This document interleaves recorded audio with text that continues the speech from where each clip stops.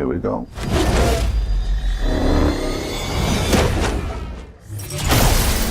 The spiky and magnificent Black Adam, helmed by Jaume Collet-Serra and starring a fantastic lead appearance by Dwayne Johnson, is one of the most intriguing DC superhero movies to date. This story is about a gloomy, presumably malicious deity who emerges in an occupied Middle Eastern country and rejects the majority of the approaches that blandify even the best entries in the genre. It portrays its central hero, a champion who faced a tyrant ruler thousands of years ago, as a terrifying and mysterious entity with an insatiable desire for destruction. His reawakening from a desert tomb, still known by his historical title, Teth Adam, is both a blessing and a curse for people who long for someone to rescue them from corporate mercenary thugs who had tormented them for years and stripped mined their land. Before we dive into a breakdown of this iconic anti-hero, be warned, this video contains spoilers. Before we go into our explanation, we have a very small request. If you like our content, please support us by subscribing to our channel. This is a small click for you, but for us, it means a lot. Thank you. Let's begin. My son sacrificed his life to save me. Background of Black Adam. The character of Black Adam was founded by Otto Binder and C.C. Beck. These brilliant artists have created numerous other comic book characters too. Definitely check out their wikis. The first appearance of Black Adam happened in 1945 in the comic book called The Marvel Family #1. Now, we have a separate detailed video on our channel that focuses entirely on the comic book origins and evolution of Black Adam, so we're not going to repeat that over here. Go check out our video called Black Adam Origins in our library. This video will focus on the DCEU version of the Black Adam. Black Adam has been an ancient Egyptian slave who gained the wizard Shazam's abilities. However, the wizard imprisoned him for millennia after he exploited his talents. He was finally set free in contemporary times, nearly 5,000 years after being blessed with the Egyptian god's great powers, and confined just as speedily. Black Adam was released from his worldly tomb, ready to wreak his particular brand of justice on the contemporary world. Adriana Thomas liberated Teth Adam to assist in the liberation of Kahndaq once more, fighting intergang soldiers while trying to acclimatize to the new age, courtesy of Ammon Thomas. However, as a result of his heinous killings, Adam became the target of the Justice Society, who traveled to Kahndaq to apprehend him, and Adam briefly battled them. Teth Adam was born around the year 2600 BC in the African nation of Kahndaq, raised in a poor, enslaved family that was repeatedly tortured by the country's leaders who drove him to the mines. Adam acquired a loathing for the leaders as a result of the injustices that plagued him. Yet he was always full of strength and courage to attend to circumstances that demanded it. Adam eventually married Shiruta, who gave birth to a baby boy named Hurut. Despite Hurut's desire to better the world, Adam taught his kid from a young age that it was perilous. Teth Adam, a former slave, was chosen as the wizard Shazam's first champion for his heroic actions and brave heart. He was endowed with the Egyptian god's powers. Using his new gifts, he was able to liberate his citizens from the previous king of Kahndaq and thus would later become the new leader of his homeland. When the hero Dr. Fate was fighting a demon, the demon forced him to see a vision of Black Adam resting on a throne after slaying all of the Justice Society's new and old members, including Fate himself. Asteroids and meteoroids were seen careening down to the raging apocalyptic terrain that had developed around Black Adam in this vision, with the demon suggesting that Black Adam could very well play a significant role in the demon's eventual victory. Here we go.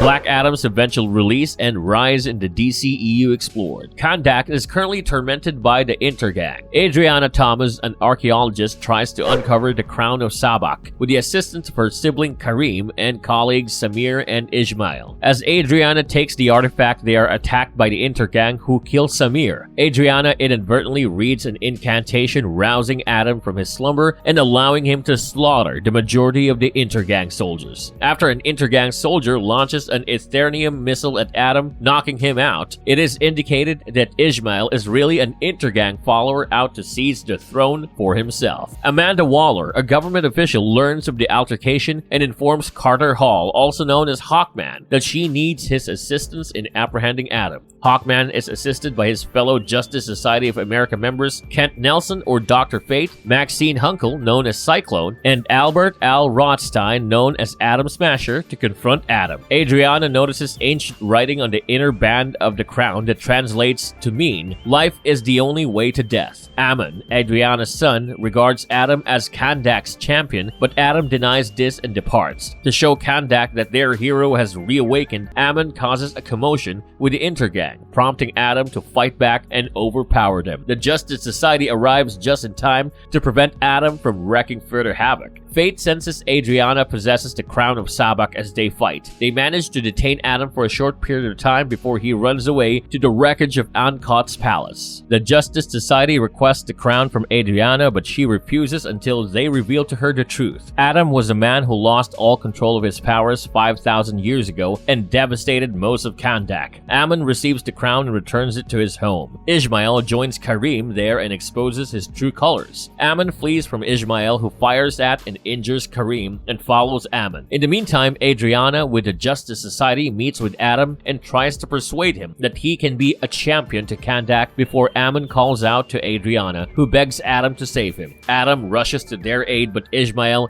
arranges to kidnap Ammon and flee on an Eternium vehicle. Adam tries in vain to save Ammon by battling with the Intergang riding bikes. As Adam returns to Adriana's house, Hawkman apprehends 2 Intergang members and interrogates them about where they've taken Ammon. Adam uses extreme force to question both of them and acquires the location of the Intergang's hideout, but this method enrages Hawkman. While Hawkman and Adam are fighting, they realize that Ammon has hidden the crown of Sabak in clear view. They plan to leverage the crown to barter for Ammon and will have to fight together to save him. Fate discloses to Hawkman his glimpse of Hawkman's death as they make the journey. They contact Ishmael, who discloses that he is the only remaining descendant of the King Ankot and demands the crown to reclaim his rightful place on the throne, which Adriana gladly gives to protect Ammon's life. To no one's surprise, Ishmael drops his end of the bargain by shooting Ammon and crowning himself. As Adam attempts to save Ammon, he goes berserk once more. He demolishes the place with his power till the Justice Society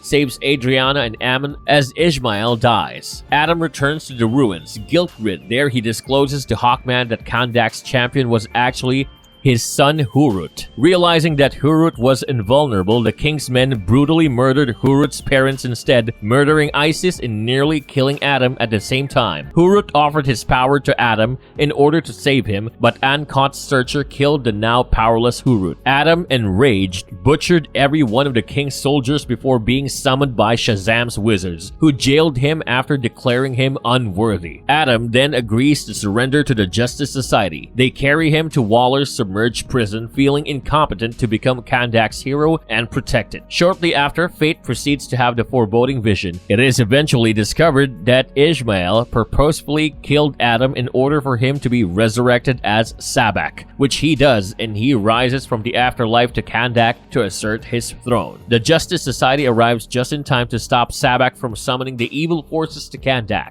Karim joins Adriana and Ammon in fighting them. Ammon requests that the citizens of Kandak fight unitedly against the undead in order to free Kandak. The Justice Society gets ready to face Sabak in the ruins of Ankot. On the other hand, Fate creates a mystic force field that prevents Adam Smasher, Cyclone, and Hawkman from entering the ruins and discloses that Hawkman's fate can be avoided with Fate's sacrifice. Fate then battles Sabak alone while using the astral projection to free Adam from his captivity so that Adam can assist him. Adam escapes from the jail cell, but Sabak murders Fate. Fate's death removes the force field, allowing Adam Smasher, Cyclone, and Hawkman to fight Sabak, who easily defeats them. Adam arrives just as he prepares to brutally murder the Justice Society and battle Sabak, but he is gradually losing because Sabak's energy can harm him. Hawkman, apparently learning from Fate, uses Fate's headgear to create mystic duplicates and spells to assist Adam in killing Sabak, thereby putting an end to the undead army. Adam accepts his new role as a defender of Kandak rather than a ruler, as the Justice Society departs on good terms. Waller interacts with an outspoken Adam in a mid-credits shot, warning him about powers ready to stop him before he is challenged by an incredibly famous DC superhero.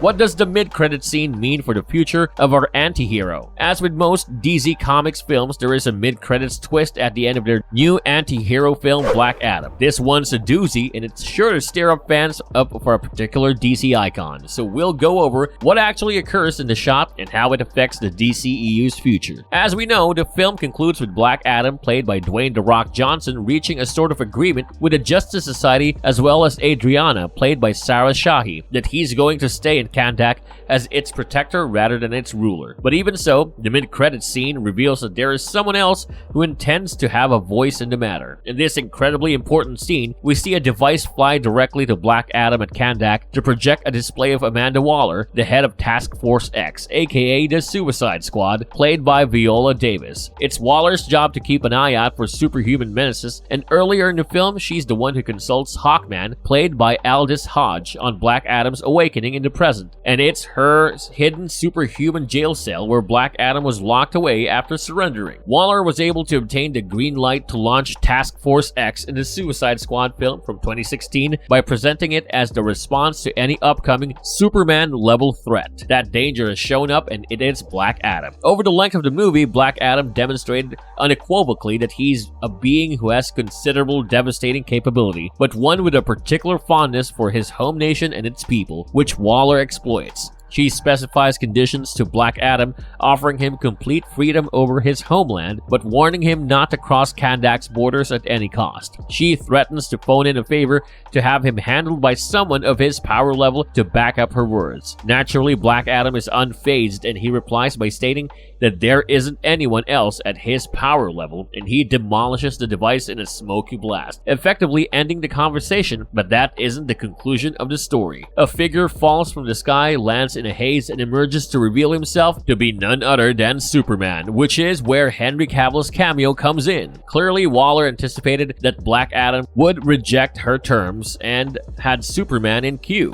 Why and how the Man of Steel owes this woman such a massive favor is another story. Superman approaches Black Adam saying that he can't recall the last time the world was so worried about the advent of a superhuman and that they need to talk. Black Adam's expression transforms into one of curiosity, but the film stops before we learn his response. Given how Black Adam used Hawkman as a punching bag throughout the film and how easily the final adversary Sabak was dispatched, he's undoubtedly pleased to finally encounter an opponent who is a worthy rival. Those who have been paying any attention to Johnson's advertising of the film immediately prior to its release would recognize this credit scene as a setup for a confrontation involving Black Adam and Superman. In fact, Johnson requested a piece of art by Boss Logic years ago depicting Black Adam confronting Superman, indicating that this is something he's been working on for a long time, and now it appears that it may become a reality. What's more intriguing is how it occurred. As per The Hollywood Reporter, neither Cavill nor Superman were initially planned for Black Adam when filming began. It wasn't until considerably later that the notion was proposed and then shot down by Walter Hamada, then head of DC Films. According to the trade, Hamada worked hard to move DC past the age when one director, in this context Zack Snyder, wielded excessive power and could dominate an entire agenda for years. On the other hand, Johnson did not take no for an answer. He went over Hamada's head, had the cameo authorized, and completed the contract in a few months after what were characterized as intense discussions. It's also worth noting that Cavill and Johnson shared the very same manager, Danny Garcia. In addition, Hamada just left DC Film. The site of this Black Adam against Superman battle is presently unknown. The most logical location for it to happen would be in Black Adam 2. Johnson, along with the other producers, wants to develop numerous Black Adam films over the long-term collaboration with DC, according to producer Danny Garcia in May 2021. According to The Hollywood Reporter, the studio is now actively creating a Man of Steel movie starring Cavill. Thus, Black Adam might be the villain in that film. The fate of the DCEU is uncertain at most, with no defined roadmap and major shakeups occurring at any time, so we'll just have to watch and see whenever these two titans collide. Surprisingly, the Black Adam film film does not openly recognize the character's connection to Zachary Levi Shazam, other than to reveal that they both received their abilities from the Wizard, played by Jimon Hansu, both the Rock of Eternity. That's an unusual pick given that Black Adam has traditionally been Shazam's antagonist in the comics, and they share the same background and powers. After the events of Shazam's 2019 film, we would assume that Waller, as well as the Justice Society, are aware of him, so it's odd that they don't turn to him and instead, Waller chooses Superman to face him. That might backfire since in the books, Superman is equally vulnerable to magic as well as to kryptonite. Even more intriguing is the reality that Superman and Black Adam have only battled a few times in the comics and have no personal animosity. With that in consideration, it almost feels weird for Johnson to insist on the two characters fighting. Of course, Johnson is more interested in seeing his DC hero take on the most powerful superhero in the DC universe so he can reap all of the hoopla and grandeur that comes with it. Shazam and Superman teamed together to combat Black Adam in the 2010 animated feature Superman and Shazam: The Return of Black Adam. That's a possibility for the DCEU, as it would not only include Shazam, but it would also demonstrate that Black Adam is so deadly that it requires two Supermen to fight him. We're sure many fans are looking forward to seeing the Man in Black clash with the Man of Steel. Vulnerability to magic. What makes Black Adam so powerful? Teth Adam was endowed with the abilities granted by the Council of Wizards to his son Hurut, making him the next hero of the Wizards. He was bestowed with the strength of the Egyptian gods Ammon, Aten, Horus, Mehen, Shu, and Zehuti. He also possesses superhuman stamina since he can use his skills for prolonged amounts of time without tiring. Adam can sprint and soar at jet-like speeds and catch up to objects in record time. He can also capture items like gunshots and rockets in midair before they reach him. Teth Adam can levitate and fly, probably even at supersonic speeds. Adam can lift massive weights or send humans flying for kilometers with a toss or punch. He can even destroy an F-35's wing with a single blow. Unit for unit, his strength is comparable to the power of Superman. Adam is likewise immune to both firearms and melee weapons. He's even been crushed through a road in a car without sustaining any injuries to his body or his outfit. Teth Adam has the capacity to produce electrical bolts. His electrokinetic skills help him to physically transform a human into ash in seconds, as well as cure wounds and unleash massive electrical explosions. Teth Adam wears a black suit with a bolt of lightning on his chest when he is empowered as Black Adam. It also includes a black cloak with a gold accent. Adam grew raised in slavery in Kandak, continually tortured and abused by his superiors, which instilled hatred in him, but he was constantly full of strength and fortitude to deal with situations that demanded it. Teth Adam always sought to shield his son Hurut from evil, reminding him from a young age that the society they dwelt in was perilous, in contrast to his son's precautious desire to better it. When Hurut saw how several gladiators abused a slave, he was going to assist him, but Adam interrupted him to let him rethink and inform him that in spite of that, however much they wanted to, they could really not do anything about it. Later, when Adam discovered that his son had damaged the gladiators' weapons so that the citizens would not be abused, he tried to explain that cracking the whips would cause the soldiers to look for other brutal ways to persecute them, starting to cause Hurut to apologize for his actions and cry in front of his father, while Adam consoled him and said he was grateful for his son's notion of justice. Adam smiled as Hurut offered his share of bread to a few slaves in need, assuring Shiruta that he still believed there was hope in Kandak. Teth Adam was picked as the first hero of the sorcerer Shazam and his peers by his son because he was initially valiant and fearless. However, after the king's men slaughtered his family, he became violent, vindictive, cold, merciless, aggressive, and psychopath, abusing his abilities and unwittingly unleashing the 7 deadly sins on his family's killers and the remainder of the inhabitants of Kandak, murdering millions. Black Adam has also established a warped sense of justice, employing a methodology in which the end outweighs the means. So Black Adam does not really mind heartlessly killing and torturing people to achieve what he wants. If anybody tries to stop him, he will erupt into a sociopathic rage and will not stop until he is finally able to free himself of the obstacle. After having dealt with and having overcome grief, it can be seen that he still had kindness in his heart, and he was sincerely willing to give up his powers and even sacrifice himself to safeguard Kandak and all its occupants, even at the expense of his life. Marvelous verdict of the Black Adam movie. Black Adam pushes into the predictability of Adam's development toward good guy status throughout its running length, shortening the lead character's transformation. There are even amusing scenes in which the other characters attempt to teach Adam irony, as well as the Geneva Conventions. Black Adam then adds dollops of the macho sentimentality that was once popular in old Hollywood movies about lone wolves who had to get embroiled in a cause to recalibrate their moral compasses or see their own value. However, the film's cutting edge in the early stages of its plot never dulls. Adam appears to be a physical as well as metaphorical force of nature, comparable to Godzilla and other such beasts. People in Adam's path are first unsure whether he is good, wicked, or simply apathetic to human problems. One thing is certain, everyone wants Adam to assist them in preventing a crown crafted in hell and imbued with the energy of 6 demons from being deposited atop the head of a member of Intergang, a multinational corporate conglomerate whose aspirations are represented by Marwan Kenzari's two-faced charmer Ismail. Viewers still adore the tale of the cynical individuals who pretended they weren't interested in causes before changing their views and taking up weapons against injustice or oppression, and Johnson has reinvented it several times throughout his career, especially recently in Jungle Cruise. He channels old-style acting as well as poet-brute performances, infusing the whole with his own distinct magnetism. Black Adam demonstrates that he has studied the masters of the superhero genre and cherry-picked parts that appear to suit him. The film also has tender-hearted moments of sorrow and retribution. These are often triggered by 3 civilian people who appeal to Adam's perceived intrinsic, if veiled, kindness. One of these is Adriana Thomas, played by Sarah Shahi, a university lecturer, resistance warrior, and widow of a colonizer-killed resistance hero. Another character is Adriana's upbeat and resilient son Ammon,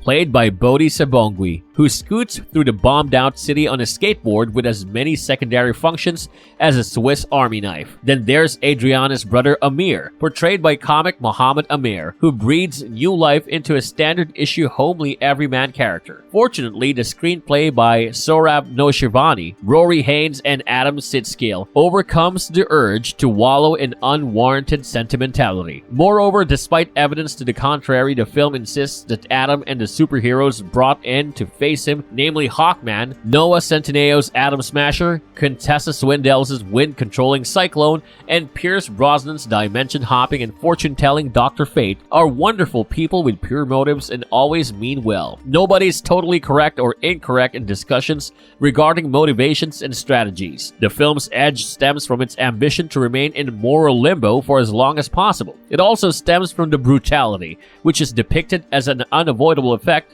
of the individual's personalities, desires, and responsibilities, rather than as a result of any particular ethic or ideology. This framing, along with blood sprays and scenes of individuals being stabbed, shot, and squashed, pushes the film's PG-13 certification to the snapping point. Many viewers may not have expected the film to begin with a flashback in which a slave at a construction site is gut-stabbed and flung off a cliff, and a boy is threatened with decapitation, or for the main protagonist to obliterate an armed force with electrical bolts in his bare fists seconds into his first appearance. Almost every other scene, including descriptive dialogue exchanges, is framed against the setting of a chaotic city whose citizens have been hardened not only by the occupation, but also by the disasters unleashed whenever super beings collide, which ties into regularly occurring scenes and conversations about what it means for a tiny nation to be invaded and conquered by foreign people who set their own rules and are unconcerned about daily life on the ground. Film aficionados will recognize the studio that launched the project, Warner Brothers' subsidiary New Line. It began with horror films and expanded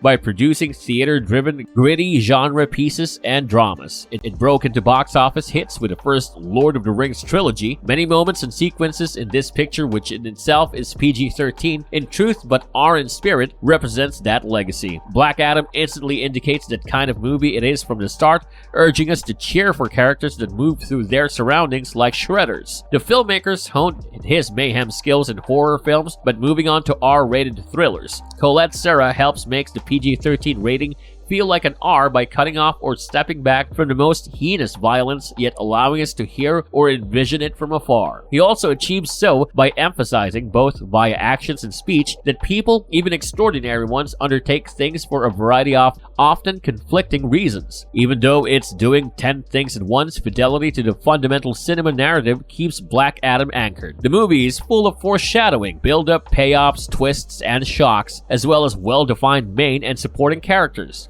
One highlight is Brosnan, who portrays an immortal man who is tired of looking into the future and reflecting on his past in a touching depiction. With a mix of sorrow, wisdom, and envy, Dr. Fate admires individuals who can remain in the moment. Another one is Johnson, who has genuine acting abilities but has frequently appeared restricted, if not scared by his profitable image as the people's colossus in recent years. He's as simple as he gets when playing a deity. He draws many lessons from prior action hero portrayals by legendary performers who knew that the lens can detect and accentuate subtle vibrations of sentiments as long as you perform with a film, not only in it and not against it. The pinnacle is a brief moment when Johnson, by gazing in a new direction and softening Adam's face, signals us that something fundamental within Adam has shifted. It's only for a fraction of a second. It's not the type of acting that gets awards, but when done effectively, it feels as if it's transpired in your head instead of on the screen. The film's politics and spirituality are equally passionate and consistent, even when the tale dabbles in Orientalism or employs basic Western heaven and hell imagery. Black Adam never loses sight of what Adam symbolizes in our world: autonomy, freedom, the possibility for forgiveness and regeneration, and a refusal to be limited by how everything has always been done. Black Adam is vehemently anti-imperialist, even equating the crew assigned to capture and jail Black Adam to a United Nations intervention force that the inhabitants of the region oppose, since it worsens the situation. The film is also anti-royalist, which is surprising given that the plot revolves around kings and bloodlines. Black Adam is a superb